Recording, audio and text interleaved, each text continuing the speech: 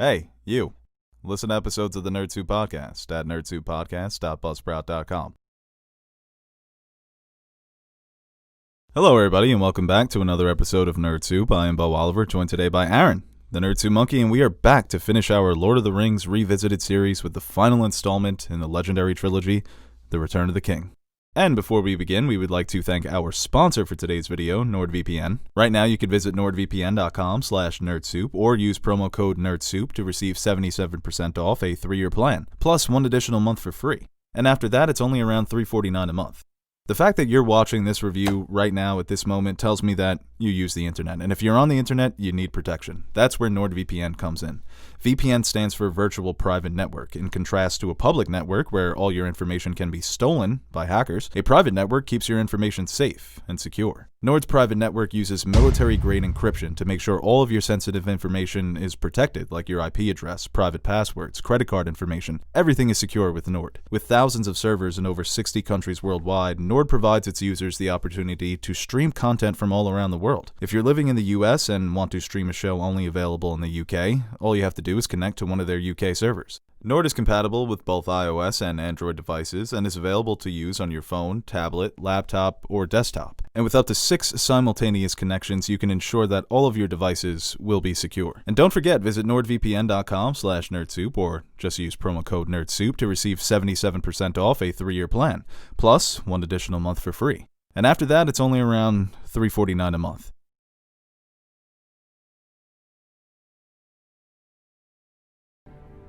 Then we gather our full strength and march on the Black Gate. We cannot achieve victory through strength of arms. Not for ourselves, but we can give Frodo his chance if we keep Sauron's eye fixed upon us. Keep him blind to all else that moves. A diversion. Certainty of death? Small chance of success. What are we waiting for? Sauron will suspect a trap. He will not take the bait. I think he will. So, Aaron, I'm interested to get your opinion on this. The Return of the King is often considered the lesser of the 3 movies, which is kind of ridiculous to say, but what are your thoughts? How do you rank it against the first 2? I think they're all masterpieces in their own way, right? Like, so Fellowship, a masterpiece in the way it was able to introduce this world, and Two Towers, the way it was able to progress the story and connect these 2 films, and Return of the King is just a perfect ending culmination of all the events. And Return of the King out of the 3 was the most celebrated at the Oscars. It has the famous record going 11 for 11, sweeping Bill Russell in one night, and that record still hasn't been touched. Yeah, it's incredible. I mean, best picture, director, screenplay, editing, you name it, except for cinematography. Andrew Lesnie won for Fellowship, not nominated for Two Towers or Return of the King. That is strange because the cinematography does improve with each movie. I guess they just wanted to give other people a chance. They were like, we can't give a cinematographer best cinematography 3 years in a row. Hell, we didn't even give Deakins one until a couple of years ago. And then Lubezki's like, I got 3 in a row. Yeah, no, it's, and like you said, they feel like contained movies individually, but you put them together and it's just this one epic journey. Yeah, they work either way. You can view it as all as one, or they're their own contained stories, which is great. And this movie begins with a flashback scene where we have Sméagol being played by the actual Andy Serkis. No mocap, no CGI. Although they do put him in some makeup in a little bit here, but it's cool to actually just see Andy Serkis, the man behind all the mocap magic. Maybe they were trying to get him into, like, on a technicality, into supporting actor. It's like, oh, he's technically in the movie. He's technically in it. I'm still mad he wasn't nominated for Two Towers, but he's great in the scene because you see it's Sméagol. This is who he was before he was just completely ruined by the power of the ring, and he nails it. His eyes, those big old Sméagol eyes, you could see where they came from, even when he was a hobbit. Yes. Very curious. Yeah, he's just having a good time on a lake with his boy, celebrating his birthday. That's the thing with Sméagol, seeing the ring for the first time. It just perfectly captures why Frodo is the great unconventional hero of this story. His greatest attribute is that he can resist the ring, that he can take that trek to Mordor. Sméagol sees that ring for a second, and he becomes psychotic. To be fair, it was his birthday. Yeah, I mean, you're just going to bring me an all-powerful ring on my birthday for a birthday gift when it's my birthday? I would have let you have it if it was your birthday. If we found the all-powerful ring and it was your birthday, I'd be like, here, take it. Oh, thanks, man. Just so you can turn into a disgusting monster. And he does turn into a grotesque. Yes. I always say Sméagol is kind of cute, but when it's like halfway and it's practical, He looks disgusting. Well, this is like teenage Schmeagol, you know? It's a weird time in his life. It's the awkward phase. He just hit puberty with the seduction of the ring. Yeah, but that's a great scene, and it hammers home the tragedy of this character. It makes you even more sympathetic for him, and we also go back to Sam and Frodo, and they're continuing their trek with now Gollum, or Schmeagol, depending on who he is in that moment. Stand, Mom. We're lost. I don't care. I can't do it, Mr. Frodo. I won't wait around for him to kill us. I'm not sending him away. You don't see it, do you? He's a villain. We can't do this by ourselves, Sam. Not without a guide. And Schmeagol is one of the few morally gray characters in this story, but, you know, the wedge that he just drives between this friendship, it's a necessary wedge. And just seeing that descent of all three of them, it's probably the best, I guess, sub-journey of all the major journeys for me. I think that's probably one of my favorite aspects of this film is the dynamic between those three. Because Sam, and rightfully so, he calls Gollum out on trying to kill them, take the ring, etc. But I think it's Frodo's actions and the way he views Gollum, Smeagol, I find so fascinating because he is the only one that can actually relate to his experience. Right. He said in the last movie, like, he needs to know that he can come back from that, just so he knows for himself. You can tell, even when Gollum makes his intentions known to Frodo, he still tries to do what he can to try to help him. He says, we need to destroy the ring to save both of us. I do love that scene when he's talking to himself in the water. Smeagol wants to see them. Dead. And we will. Smeagol did it once. He can do it again. It's us. That hilarious. scene is, it's funny, it's scary, it's intimidating. That's Andy Serkis at his best. That to me is my favorite. It's not only my favorite season. It's not only my favorite scene from the movie. It's my favorite scene from the entire trilogy. I like when he's talking to himself too, and he's like, all she had to eat is filthy orcs. Smeagol's like, and those don't taste very nice, do they, precious? He does sound very cute. All she gets is filthy orcs, and that doesn't taste very nice, does they, precious? No. The way that is directed, the changes in the facial expressions, is just Peter Jackson and Andy Serkis. The work that they do with this character blows me away every time I see it. And yeah, we'll get back to Sam, Frodo, and Gollum because they've got some stuff that they're headed into. But we also see Gandalf, Aragorn, Legolas, Gimli surveying the damage of Isengard from the cleanup. And who do they run into? Merry and Pip getting high. That long bottom leaf. That's some fire stuff, man. No mid in fucking Isengard. I can't believe weed is legal in Middle Earth, but it's not legal in New York. If I want to get weed, I have to message someone I went to high school with on Facebook. Very awkward. They don't have that long bottom leaf either. They don't have that. They have kids. Oh, nice kid you got there. You still got those A's for 35?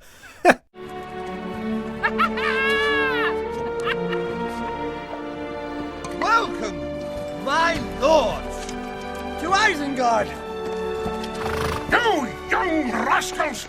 A merry hunt you've led us on, and now we find you feasting and smoking! We are sitting on the field of victory, enjoying a few well-earned comforts. Another character who has seen better days, such a coward, but Christopher Lee brings that cowardly, defeated wizard to life so brilliantly.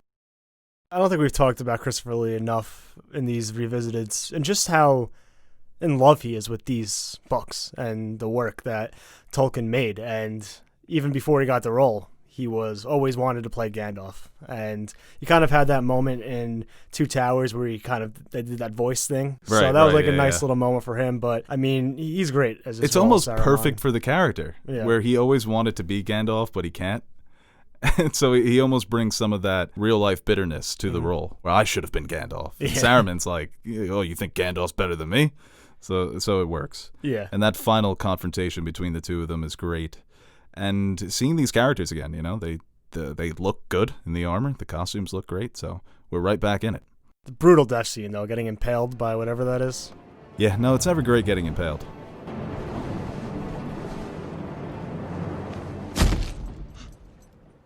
Did Legolas have to shoot Grima? I think he was on his way back. Legolas is a goddamn murder machine. He just can't hold it.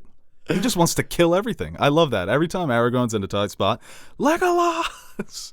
swoops in, saves the day. I love how all it took was Theoden to be like, you were once a man of Rohan, and then Saruman shit on Rohan. He's like, that's one step too far. Yeah. After making me do all this fucked up shit, don't disrespect my home.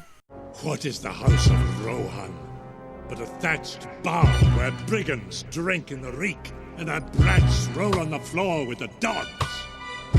And what is it with these shiny objects and hobbits? They can't resist them. Because at first, Pip is drawn to it at Isengard, at the ruins of Isengard, and then when they go back to Rohan, he's drawn to it again. And this is where we get our peek into Sauron's plans, that he is going to attack Minas Tirith. I gotta say, Minas Tirith, that's a castle. Oh, it looks fantastic. Like the spiraling ascend Spirals, to the top. yeah. I don't know what's a... Spirals going up, right? It looks sick, yeah. Yeah, white. It's white. It's got the green grass. Yeah. Whoever's the architect for that, good job.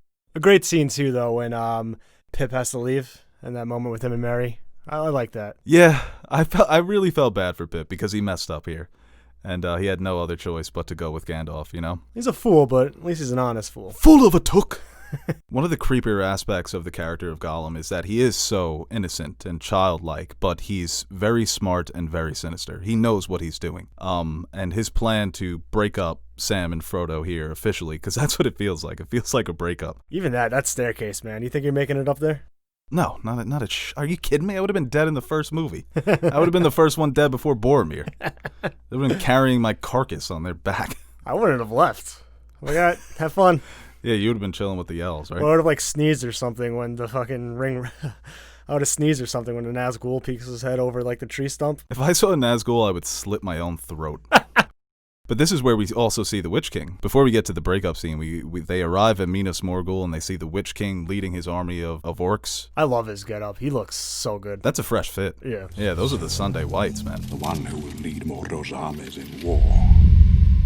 The one they say no living man can kill. Verbal meme. When Gollum and Sam are trying to pull Frodo away from walking in. My boys when I'm going to the bar for one last drink.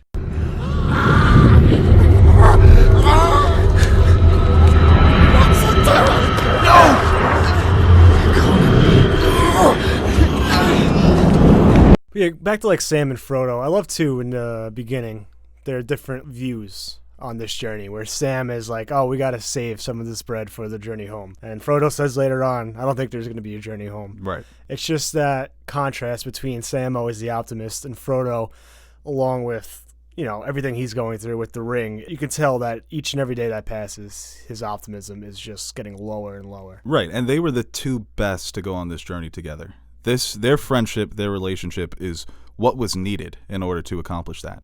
Yeah, he set him up with the crumbs and everything. Well, he's been calling him fat the whole time. He's a horrid, fat, horrid. I love when he tells Frodo he's going to ask for the ring. Yeah. Because we know that Sam wants to take this burden away. He wants to do it to help Frodo. And even the scene when he's trying to give the ring back, you can see that it's hard for him to resist the power. But yeah, no, Gollum sets this up beautifully. He's on his Palpatine here. And when he leads him to Shelob's lair, and Frodo's starting to realize, yeah, I think I made the wrong turn here. I think we got to reboot this GPS. I'm terrified of spiders, so Shelob, one of the creepiest fantasy monsters, I think. Freaks me out, man. Yeah, this encounter, it's because the way that she's stalking Frodo, the way that she likes to play with it. Yeah, the web, too? Yeah, with the web. She's got great hands. Yeah, and great footwork, too, the way she tiptoes on him.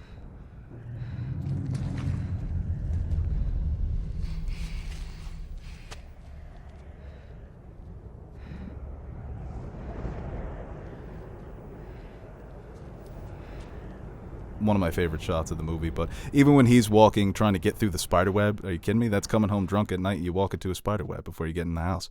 And Gollum's little poem that he recites. He thinks he's so clever, not rhyming dead.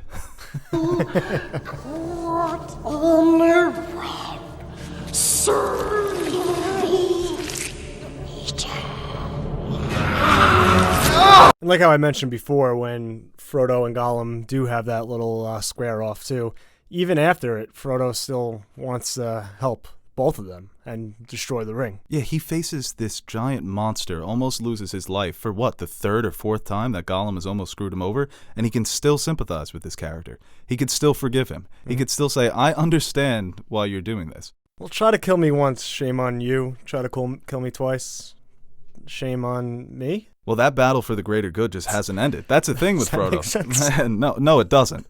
But Shame on an attempted murderer. right, Both times. on the outside looking in, it's like, yeah, you got to put Gollum to the side now. He's tried to kill you how many times, and he does, because it looks like he's close enough that he'll continue it without Gollum, and then Gollum falls off a cliff, presumably dead.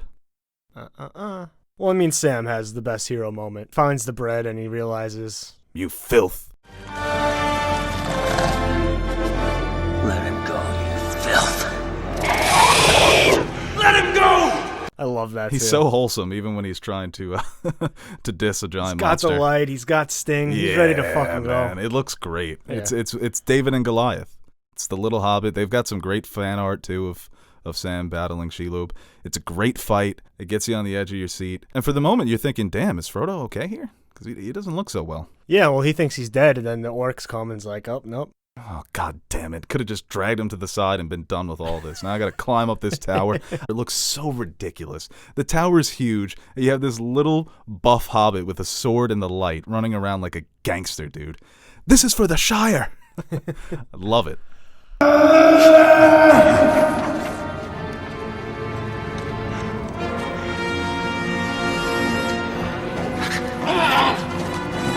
That's for Frodo! That's for the Shire! And that's for my old gather! I do love that scene, though, when Sam has the ring.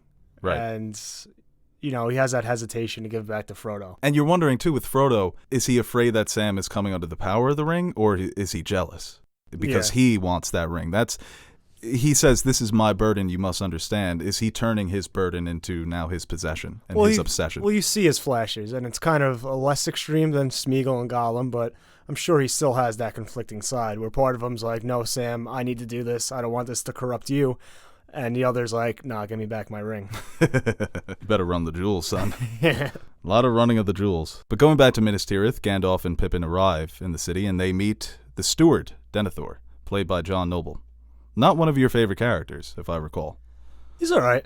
I think, Whoa. But I do like kind of that dynamic where he's stubborn and he doesn't want to give up his seat, and he even mentions to Gandalf that he knows about Aragorn and he's trying to unseat him, and he's thinking about himself and his own position of power rather than the impending doom that's coming on, and that blinds him with his relationship with his only living son and Faramir, and just the reluctance to ask for help, and that makes Gandalf and Pippin to take that into their own hands. Yeah, it's a classic Nero fiddling while Rome burns. It's the irresponsible and just the absentee leader. I love watching John Noble lose his marbles in the midst of all this chaos. Faramir being defeated, and then Faramir comes back home and he says, you know what, you got to go out there and take back the land that you've lost.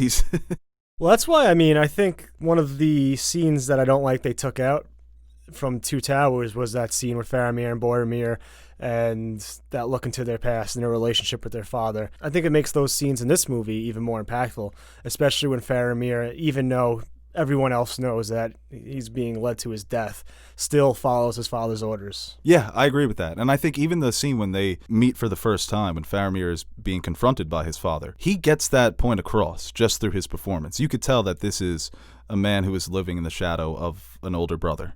And he feels like a failure. But what can he do at this point besides ride off to battle and maybe die honorably? Maybe my dad will appreciate me then. And of course he doesn't.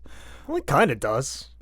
He's sad, Yeah. but his idea of mourning is let's He's just alive. burn both of us alive. Yeah, because he wants to just... But against the power that is risen in the east, there is no victory. I love how Gandalf takes matters into his own hands.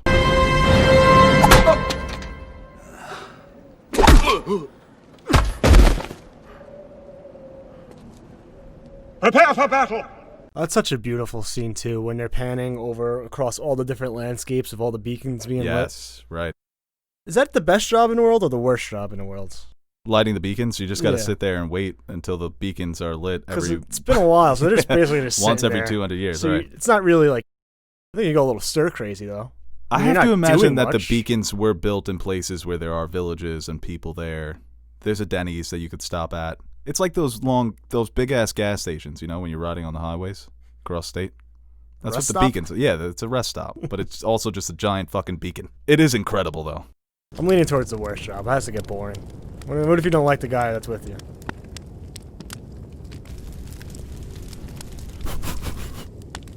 We saw earlier in the movie, too, Theoden saying that why should we help them who didn't help us? I hate that. Well, I mean... The impending apocalypse. Well, why should we help? They didn't help us. Of course you're going to help them. Well, he does decide, yes. Yeah, I mean, when you light those beacons, you have no other choice, dude.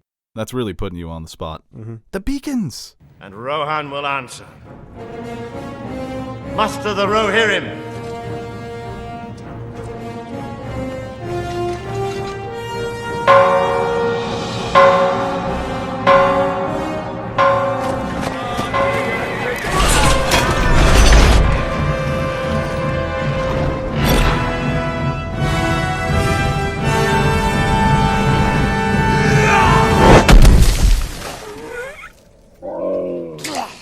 One of my favorite villains of the entire series, and we don't see much of him, I don't think we see him at all until this movie, is Gothmog, the leader of the orcs. He's a badass, man. He really gives some personality to the orcs. At this point, they're just kind of cannon fodder, but now you have a leader, and he seems like he looks like a Gothmog. He looks like he's been through a lot, too. Yeah, nice definitely. Little limp. I love when he says, "The age of men is over. The age of orc is now." And all the men fighting for Sauron in the back are like, what did he say? The age of men is over? No, yeah, just the, like, design of the armies, even with, like, the Oliphants and the human armies and just coming down onto this city, it's just, the scale is something that's unmatched. And what are the elephant riders called? The Haradrim? I don't know. At least agree with me. I'm trying to get these names right so we don't get crucified in the comments. They come through and they obliterate Rohan's army. What does Theoden gives the command? Make safe this city. And then Sauron's got his reinforcements. Those elephants, man. Cersei Lannister was probably watching this with the biggest grin on her face, with her big glass of wine. What a grin. That's She's probably thinking about what could have been. Oh, yeah, right. No, this is probably what the Golden Company sent them. Like, this is our army at work. Oh, they're like promotional video? Yeah, that's their pitch video. And I wonder if George Miller was inspired by this when he went and made Mad Max Fury Road. Similar vibes with both of the armies. They're just overpowering, stomping out everything in their paths. And the leader of the Haradrim reminded me of the guitar guy from Mad Max Fury Road. Well, their journey there, too, is some big things happen. Aragorn and the rest of the men of Rohan. We see Elrond again, getting like an update of Arwen, who is dying. She didn't go to the Undying Lands. Sure. I'm not even going to pretend that I know anything that's going on in the scene. All I got from this was magical sword will help the dead men fight for you. Was that Isildur's sword when he fought Sauron? That's what it was, right? And yeah, that's the sword that broke. He tells her that Arwen's dying. She didn't go to the land. She saw her son, but the future is unknown. But it kind of speaks to their relationship and how much they love each other, that she's willing to take that risk if there's even a chance that their future can be something happy. Yeah, Elrond says that her fate is now tied to the ring. Yeah. So essentially, if you win, then you'll be with her, and if you lose, you're both going to die. I think he's like, that's why he had Arwen. He didn't cut it off completely. He's like, let me just make sure. Because if she does go to the Undying Lands, I don't want to be alone. He's a son of a bitch. She should have ended up with Gimli. And then Arwen comes back, and he's like, let me introduce you to my friend Faramir. I do like how they got together at the end. Yeah, that was cute. Yeah. That scene's it's pretty spooky, though, when they go and see the ghosts. I do not fear death.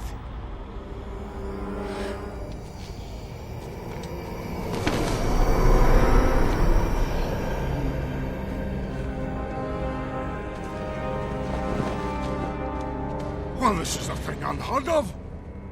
An elf will go underground, when a dwarf dare not. Oh, I'd never hear the end of it. I don't know why, but I remember this being longer. I think it's because in the video game it takes so long to beat this part. So when I watched the movie, I was like, wait a minute, they had to go through so much more in order to accomplish this. Well, they're OP, man. I mean, they should have kept them around. They were mowing down everybody. They need to definitely patch that bug, because they came through and just ended the battle in one swoop. I'll tell you what, though, once again, my man Murder Machine, Legolas. Yeah. The elephant's just stomping on everyone. Who do you call? Legolas! Oh, his surfing on the trunk is fantastic. I also want to say the back and forth, I don't think there's been a better back and forth comedic relationship in any type of movie than Gimli and Legolas. It never gets old. Them battling over kill counts, always funny. Well, like in the beginning, too, they're having that drinking contest. Right, yeah.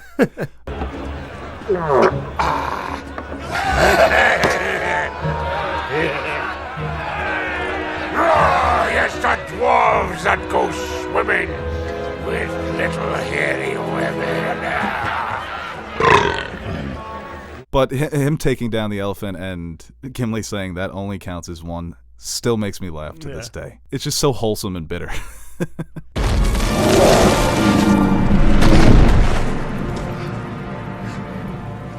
That still only counts as one. Well, I do like kind of like the arrangement they made with these people. It's like they failed to uphold their pledge to fight for Gondor, and Aragorn is giving them an opportunity to make amends and get their honor back so they can finally go to rest. It's a neat It works for me. Yeah, it's a neat little touch of mythology, touch of the lore, of the magical elements of this world, and they just look cool. They're an army of dead men. But yeah, when the battle ensues and the Riders of Rohan finally get there, when they first hit those front lines, that's awesome.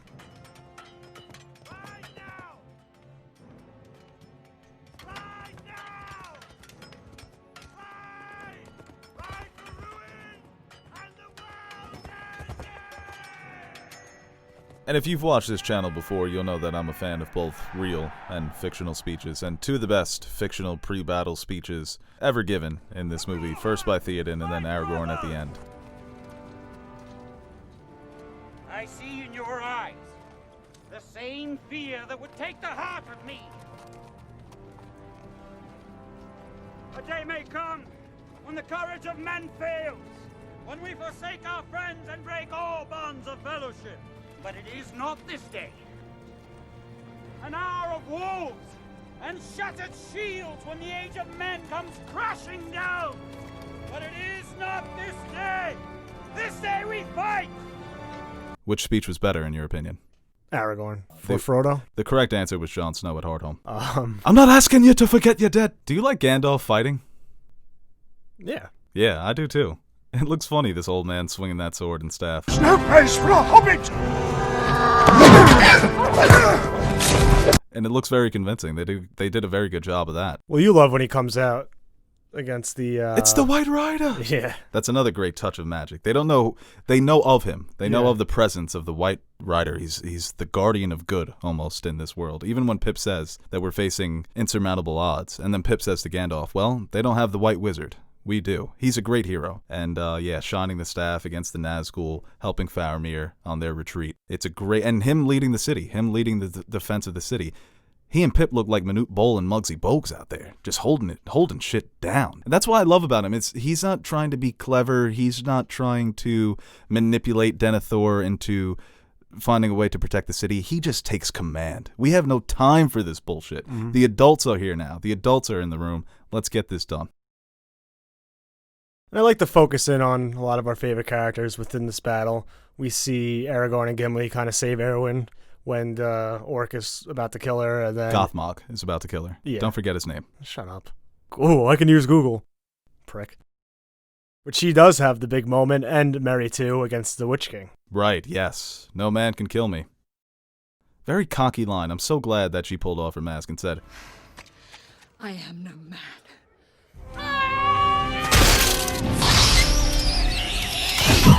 And that goes to the unlikely heroes, that anyone can, if you have something worth fighting for, then you can make a difference. Well, we see that in the camp, right, when Iramir, he kind of says don't encourage him when talking about Merry. I think she puts it perfectly about a lot of the themes of this movie and kind of a lot of characters in this world is that if you have something to fight for, you should be able to do it. It doesn't matter what like species you are, like how tall you are, what gender, if you have something to fight for, let's go. Let's do it.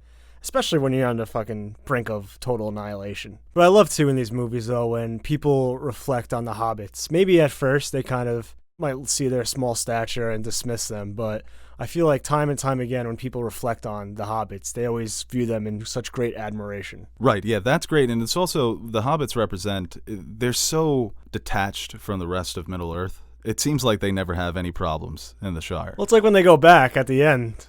Everything's fine. Yeah. No one's missed a beat. Do you know what we just did for you? Right. It also goes to show, just because your situation is great, that doesn't mean that you shouldn't go out there and fight for other people who aren't as lucky. The war would have eventually came to the Shire, but these 4 hobbits helped hold the tide. Well, I think in the book, Saruman takes over. He doesn't die. I think he just takes over like the Shire, and the hobbits have to fight him. What a dick, that guy. I think they win. Okay. Yeah. Yeah, it's such a fantastic battle. Everything down to, every technical aspect of it is just fantastic. Yeah. I think that gets lost. I like to really focus in on the combat. Mm-hmm. The combat. There's some great choreography within the battle. We talked about it too with the other movies. Just the score is perfect, the costume design, the makeup. It's just the orcs. Every piece. We haven't mentioned that, how good the orcs look. That orc makeup is incredible. Well, it's just every aspect of film done on, I think, one of the highest levels. Mm-hmm. It's very much our Star Wars, in that everything was just done perfectly. Every aspect, like you said, of making a movie with such great care and skill. It's rare. That's why you reserve masterpiece for movies like this. But it's not over. This battle is not over. We still have Frodo. We still have Sam. They're struggling. They're trying to get to Mount Doom. They're reminiscent about the Shire. Frodo's completely losing it. He can't even remember the taste of strawberries. I love when they're right there and they just use every little bit of strength they have left to make it. It's like me in the middle school when I was doing the mile. I could see the finish line. Just put it all out there. Right, I'm sure it's just like that. And Aragorn has that great plan because they get the word from Faramir. Faramir tells them that Frodo is still alive. That's the thing. They're all fighting this battle, and it may be completely futile because Frodo and Sam could very well be dead. But they get the report from Faramir that they are alive and traveling with Gollum. And Gandalf is familiar with Gollum, so once again, the chances are slim. But what can they do besides distract the giant eye and storm the Black Gate? Sauron, the mouth of Sauron is the scariest creature thing I've ever seen. His mouth movements, I'm glad Aragorn took his head off. And who is this? Isildur's heir. It takes more to make a king than a broken elvish blade. I guess that concludes negotiations. Well, the presence of Sauron, I wanted to make this point, is we never see him in his physical form, except for the very, very beginning in the first movie. He's just kind of that evil that's out there, that evil that people can succumb to. And you look at a character like Saruman, who's one of the more morally gray characters. He represents that physical embodiment of the evil that can take over a person through Sauron. So he's just such a disturbing presence to have out there in the world. And the Eye of Sauron, I don't even think we've mentioned the CGI for the Eye of Sauron. He fucking grilled cheeses everyone.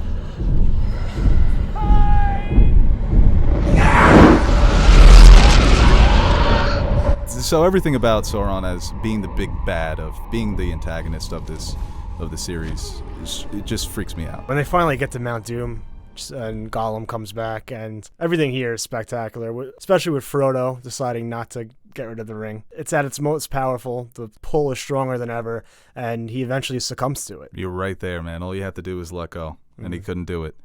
I did. This might be a little like George R.R. Martin of me, but you wanted Sam to push Sam Frodo having to kill Frodo. It's heartbreaking and sad, but geez, I think that would have been fantastic. The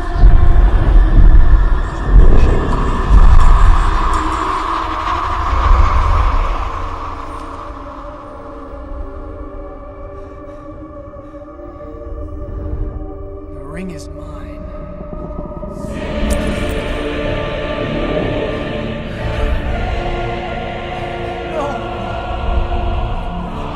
I think Frodo's ending is satisfying for me because life is not the only important thing that someone can lose. Obviously, I mean, you can get to a point where you do feel so empty that you're practically dead inside. And I don't think that's Frodo, but he's close to that point. He is a broken man, and he is truly suffering at the end of this journey.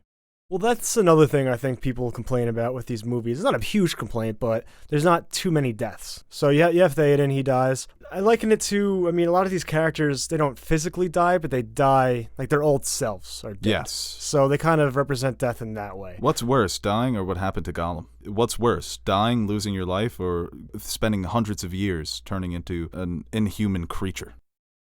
Yeah, but when we see the way Frodo changed and he can never go back to his old life. Sam, too, I think in the novels, it's not as bad, but he was a ring bearer, so that does take some toll with him in his later years. And I think they even like meet up at the end. Aragorn gets married to a hot chick, becomes king. Life's good for him. He really made out, huh? Even Gollum too, though. He gets the ring back, and for that split second he has it, that split second he won. He won, yeah, he got it. It's like how we always said if Littlefinger sat on the throne for a second, he would have won. That's his moment there. That's the only time he holds it, right? Throughout the 3 movies? That's the only time Gollum physically holds the ring? Yeah, besides the flashback scene. Right, the flashbacks. Yeah, no, it's a great confrontation between the 3 characters. Gollum showing up after Frodo goes invisible. Of course, Gollum knows where he is. You know, he's so familiar with the power of the ring. Big-ass hobbit feet. You can see the prints. That is true, yeah, the prints. Gollum falling over, like you said, it's a great final shot for Gollum, who is one of the most iconic, probably the most iconic character of the whole franchise. And Sam saves Frodo. And they have that moment where they're once again reminiscing, but now Frodo, it's starting to come back to him. His old life is starting to come back to him. The smells, the sensations, the feels. And you think this is going to be it. This is their bittersweet ending. Mm-hmm. The Eagles! I never liked the argument. It's like they could have just rode the Eagles. I think if they would have got wind of that, they can make a proper defense against the Eagle. Yeah, they would have just shot them out of the sky. Yeah. That giant eye. He can't shoot bullets. And that, you know, them destroying the ring and then the army is destroyed and the city is destroyed. We see that all the time now, where it's if you destroy this one object, the entire army collapses. It works here because it's like 25 fucking hours that we've been on this journey. And it's just so satisfying to see this maniac's empire crumble in such a dramatic way. You see the characters looking up and crying. That emotion, you don't usually get that from a movie when the good guys win. This has taken so much out of them. Like you said, so many of these characters are never going to be the same after this. But at least it's over. In this moment, it's finally fucking done. It reminded me too of the Avengers when they're all running in, charging the Black Gate. When Aragorn looks back and says, "For Frodo," it kind of looked like the Avengers in Endgame, you know, just all charging in. It's a small battle. Yeah. You know, it's all happening on the ground right in front of Mordor, but it's very enjoyable. Yeah, definitely. We get all the different endings. We see... This is your favorite, right? When they come in all in slow motion. Kimberly! I like, too, like, Sam, you know, just because they look at each other. They know what they did. That's the cool, you know, Sam's the guy at NASA when the rocket ship successfully lands, just lights a cigarette, takes a step back. They were together the whole time, you know. Yeah. Sam knew what happened. Were they gonna embrace each other? I was there with them. Why aren't you guys hugging me? I do like the scene when they're at the back to the Shire and they're all grabbing a drink and they're just in silence, and it's like they can't even, like, no one probably believes them. It's like, okay. No one's ever. Well, the one guy that they pass and he looks at them and he just shakes his head. It's like those damn kids back home. Had us worried sick. The coronation of Aragorn is great, too. I like when they all bow to the hobbits. More Sam and Frodo. Yeah, right? You know, Pip, Merry, you bow. You bow. You guys can bow. But yeah, Arwen and Aragorn are reunited again, and it's a nice moment for them. Which is interesting. You know, you wish that they would get more into these 2 characters. That's the thing. There's so many goddamn characters. Yeah. And I think the flashes, the visions that he has with her, it kind of hammers home what he's truly fighting for. Yes, he's trying to save the world, but this is the life that he wants. Aragorn is too perfect of a king. I said that last time. It's like you kind of need that type of character when there's so many different characters and roles in this world. It's like, it's all right. We need an Aragorn to set the ship straight. It's so funny looking at Viggo Mortensen play this character and then thinking of him in Green Book. Just thinking of Aragorn with a Staten Island accent driving around the United States. And like we talked about before, Frodo is he's still bearing the wounds of this journey. From the ring, from the literal stab wounds he's gotten that he feels every year, and he knows that he can not find peace. That's why it's so tragic, because if you talk to Frodo before all of this, he never wanted to leave the Shire. He was so content with just living his entire life reading books under a tree. Mm-hmm. And now that's taken from him. That's why this ending for him is more tragic than if he were to lose his life, to me, because the old Frodo is just gone. Yeah. And he has to go to such great lengths to even just try and rediscover himself. And he writes his tales, connects it to Bilbo's book. Ooh, I love seeing gives Bilbo. It to Sam. Yeah, that was cool. Yeah. It's like, oh, any chance you still have that old ring I gave you? The ring of mine. Well, you see, they both get passage to the Undying Lands, so they can try to find some peace. Bilbo, obviously a ring bearer too. Did a good job of it. Yeah, he did. Yeah, Bilbo gets underrated there. It's another heartbreaking scene, though, when he says bye to everyone. That moment, Pip and Merry is sad too, but when he has that moment with Sam, it's tough. It's your best friends moving away. Hopefully they're friends on AIM. You know, you can keep in touch, pen pals. I loved for Sam that Rosie was still single when they got back. That would have been even more tragic. Yeah. You come back, Rosie's married, but Sam, yeah, he starts his family and he goes back, and it's a great final shot. My dear Sam, you cannot always be torn in two. You will have to be one and whole for many years. You have so much to enjoy, and to be, and to do. Your part in the story will go on. Well, I'm back. See Sam happy with his kids. Galadriel, and she should have been in the movies more. Kate Blanchett. Oh, yeah. No, I actually think she's in the movies the perfect amount because she just shows up and she's just Kate Blanchett. It's just like, I'm here to say some shit you're not going to understand and look good and peace every 45 minutes or so. All right, so The Return of the King. How would you rank this out of 10, Aaron? Like I said in the beginning, all masterpieces, all 10s, and just always a fun experience. Pop these movies on, extended editions only, anytime. Because you stole my Blu-rays. I didn't steal your Blu-rays. I don't know. Okay. You could blame it on Teddy? You could plant the Blu-ray on Put Teddy? on TNT. It's on there every day. That's a good point. Oh, guess the video's over. Ended pretty abruptly. Hey guys, Beau Oliver here for one final send-off, and before we go, we would like to thank our very special Patreon members, pledgers, whatever you guys want to call yourselves. You keep the lights on here at the studio, so it's really our pleasure to review all these movies, TV shows, video games that we all know and love.